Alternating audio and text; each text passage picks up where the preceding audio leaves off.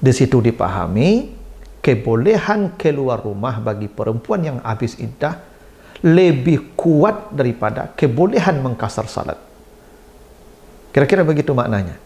Kebolehan wanita keluar rumah setelah iddahnya habis lebih kuat kebolehannya ketimbang kebolehan mengkasar salat. Kenapa? Karena mengkasar salat itu hak, ya, hak Allah yang kita kurangi, dan bagi Allah itu tidak terlalu bermasalah, sudah. Tapi kalau hak makhluk yang kita kurangi bermasalah.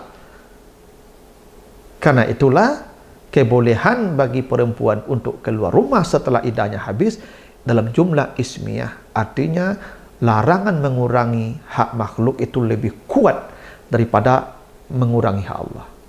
Karena kalau Allah maha pengampun, maha penyayang. Tapi kalau hak makhluk yang kita kurangi, tidak bisa diampuni Allah kecuali halal yang bersangkutan. Jadi kalau ada perempuan dihalangi keluar rumah, tidak diizinkan keluar rumah oleh walinya, maka walinya akan bermasalah karena dia mengurangi hak makhluk. Mengurai rahasia Al-Quran melalui makna dan mabna.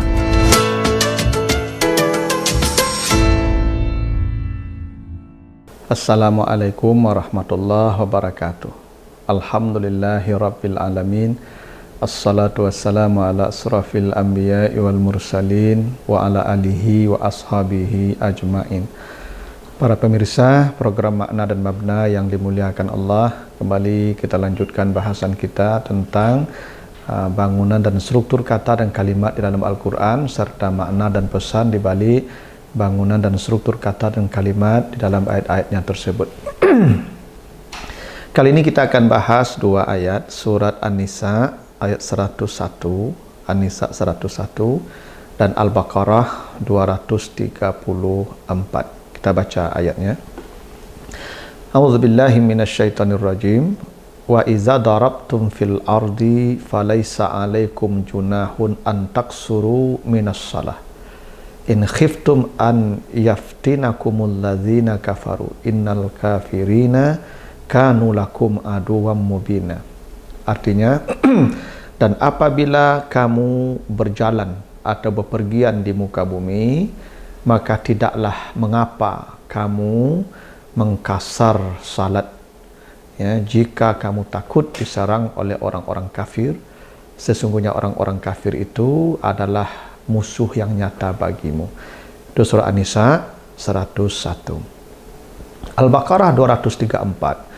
A'udzubillahi minasyaitonirrajim. Walladzina kafaru yutawaffawna minkum wa yadharuna azwajan yatarabbasna bi anfusihinna arba'ata ashhur wa ashran fa iza balagna ajalahunna fala junaha 'alaikum fima fa'alna fi anfusihinna bil ma'ruf wallahu bima ta'maluna khabir.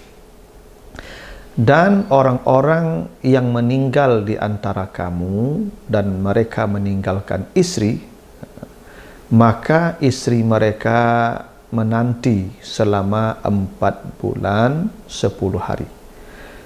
Maka apabila telah habis iddahnya, telah selesai 4 bulan 10 hari, maka tidaklah dosa atas kamu terhadap apa yang mereka kerjakan terhadap diri mereka selama dalam konteks yang ma'ruf, dan Allah dengan apa yang kamu kerjakan maha menghabarkan. Artinya surat Al-Baqarah 234. Jadi An-Nisa 101 itu bicara dalam konteks kebolehan seorang yang bersafar untuk mengkasar salatnya dalam perjalanan. Jadi kalau orang bepergian, ya, apakah itu perjalanannya sifatnya ibadah seperti pergi haji, pergi umrah, pergi belajar menuntut ilmu, ataukah perjalanan yang sifatnya mubah seperti jalan-jalan, rekreasi, boleh. Maka Allah bolehkan mereka untuk mengkasar salat. Ya, misalnya zuhur yang 4 jadi 2, asar yang 4 jadi 2, dan isya yang 4 jadi 2. Itu dibolehkan. Maka kata Allah tidak ada dosa bagi yang ingin mengkasar atau memendekkan salat. Sementara Al-Baqarah 234 itu bicara dalam konteks wanita yang ditinggal mati suaminya. Jadi kalau wanita ditinggal mati suaminya, maka mereka wajib berdiam diri di rumah ya selama masa iddah 4 bulan 10 hari. Jadi selama 4 bulan 10 hari itu mereka tidak boleh bersolek, tidak boleh berhias, tidak boleh keluar rumah kecuali untuk hal-hal yang darurat sampai iddahnya habis ya 4 bulan 10 hari. Bila iddah mereka sudah habis, maka tidak ada dosa bagi wali jika mereka keluar rumah untuk hal-hal yang ma'ruf. Ini menunjukkan bahwa ketika seorang wanita mati suaminya, maka dia berada dalam tanggungan dan pengawasan walinya. Wali itulah ayahnya atau saudara laki-lakinya. Ya, saudara perempuan saya kalau mati suaminya, terhitung sejak hari suaminya mati itu dia menjadi ya tanggungan saya, artinya pengawasan saya sebagai walinya atau bapak saya ya sebagai walinya. Kalau mereka keluar rumah di masa itu, di masa iddah itu keluar rumah, maka yang berdosa bukan hanya perempuan itu, tapi juga walinya berdosa. Maka kalau iddah mereka sudah habis, kata Allah, tidaklah kamu berdosa lagi, maksudnya wali ya kalau mereka keluar rumah, karena iddahnya sudah habis dan mereka berhak untuk keluar rumah, mungkin cari sesuatu, atau mungkin kalau dia bekerja, maka tidak boleh lagi seorang wali menghalangi itu perempuan keluar rumah, karena kata Allah tidak ada dosa atas mereka kalau mereka keluar rumah. Apa yang menarik dari kedua ayat ini, ketika Allah tidak melarang mengkasar salat dalam perjalanan, ya, kata Allah tidak berdosa bagi yang mau mengkasar salat, maka kalimatnya falaisa alaikum junahun, falaisa alaikum junahun. Berbeda halnya ketika Allah tidak melarang perempuan keluar rumah, artinya wali jangan lagi melarang perempuan keluar rumah karena tidak berdosa lagi mereka keluar rumah setelah iddahnya habis 4 bulan 10 hari, maka kebolehan itu diungkapkan dengan kalimat fala junaha alaikum fima fa'alna fi anfusihinna bil ma'ruf, fala junaha alaikum. Bedanya yang tadi dalam konteks kasar salat bagi yang safar, falaisa alaikum junahun, falaisa alaikum junahun. Ketika kebolehan perempuan keluar rumah setelah iddahnya habis, fala junaha alaikum, fala junaha alaikum. Begini para hadirin, adat nafi itu artinya instrumen negasi. Tidak itu bahasa Arabnya nafi ya, atau negasi. Instrumennya bisa laisa, bisa la. Laisa itu artinya tidak, la juga artinya tidak.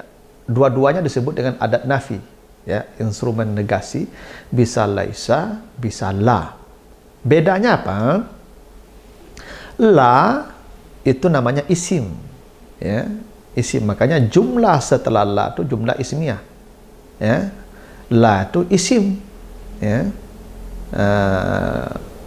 Dia punya amal itu ya, menasabkan isim dia amil itu la.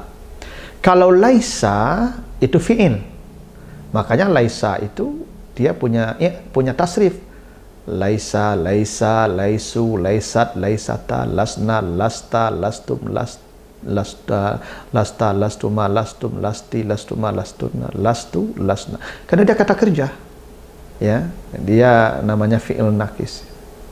Jadi laisa itu kata kerja, fi'il. La itu isim, ya, la itu isim. Falaisa alaikum junahun itu jumlah fi'liyah namanya. Falaisa alaikum junahun, tidaklah dosa atas kamu, maka itu namanya jumlah fi'liyah. Karena laisa itu disebut fi'il madhi nakis. Nah, sifat kata kerja itu limited ya, karena sifat kata kerja itu dia muqayyad bi zamanin muayyan. karena ada batasan-batasan waktu. Itu sifat kata kerja. Kalau fala junaha alaikum, maka itu disebut jumlah ismiyah, kalimat nomina. Dan sifat kalimat nomina atau jumlah ismiyah itu unlimited, karena mutlak. Dia tidak ada batasan dengan waktu. Maka falaisa alaikum junahun itu kebolehannya bersifat temporal. Ya, larangannya bersifat temporal. Kalau fala junaha alaikum itu sifatnya unlimited. Ya, kebolehannya bersifat mutlak, unlimited. Karena itu, ketika Allah bicara tentang kebolehan wanita keluar rumah untuk memenuhi keperluannya setelah iddah mereka selesai, maka diungkap dalam bentuk jumlah ismiyah, fala junaha alaikum. Itu artinya apa? Kebolehan perempuan untuk keluar rumah setelah iddahnya habis itu sifatnya mutlak, unlimited. Ya. Kalau mengkasar salat itu tidak bersifat mutlak karena muqayyad dengan zaman. Walaupun silahkan saja kalau mau, tapi tingkat kebolehannya la junaha alaikum lebih kuat daripada laisa alaikum junah. Saya ulangi ya. Tingkat kebolehan la junaha alaikum lebih kuat daripada laisa alaikum junahun. Kenapa? Karena mengkasar salat itu terkait dengan hak Allah. Jadi kita mengurangi hak Allah. Ya, hak Allah salat zuhur 4 rakaat, asar 4 rakaat, isya itu hak Allah. Sekarang hak Allah dikurangi. Itu lebih ringan. Makanya jumlah fi'liyah lebih ringan. Tapi kalau perempuan yang habis iddahnya kita larang keluar rumah, kita batasi gerakannya, maka kita mengurangi hak makhluk. Kalau hak perempuan keluar rumah setelah iddahnya habis, maka tidak boleh hak makhluk dikurangi. Ketika Allah bicara tentang hak makhluk, larangan mengurangi hak makhluk, maka jumlahnya ismiyah, fala junaha alaikum. Tidak ada dosa atas kamu para wali, biarkan mereka. Di situ dipahami kebolehan keluar rumah bagi perempuan yang habis iddah lebih kuat daripada kebolehan mengkasar salat. Kira-kira begitu maknanya. Kebolehan wanita keluar rumah setelah iddahnya habis lebih kuat kebolehannya ketimbang kebolehan mengkasar salat. Kenapa? Karena mengkasar salat itu hak, ya, hak Allah yang kita kurangi, dan bagi Allah itu tidak terlalu bermasalah, sudah. Tapi kalau hak makhluk yang kita kurangi bermasalah.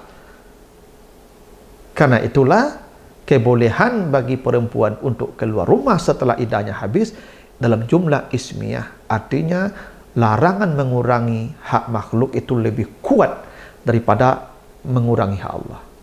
Karena kalau Allah Maha Pengampun, Maha Penyayang, tapi kalau hak makhluk yang kita kurangi tidak bisa diampuni Allah kecuali halal yang bersangkutan. Jadi kalau ada perempuan dihalangi keluar rumah, tidak diizinkan keluar rumah oleh walinya, maka walinya akan bermasalah karena dia mengurangi hak makhluk. Nah, itulah bedanya laisa alaikum junahun dengan la junaha alaikum. Ya, tingkat kebolehannya itu berbeda, tingkat larangannya itu berbeda. Begitu, mudah-mudahan ada manfaatnya. Lebih kurang mohon maaf. Assalamualaikum warahmatullahi wabarakatuh.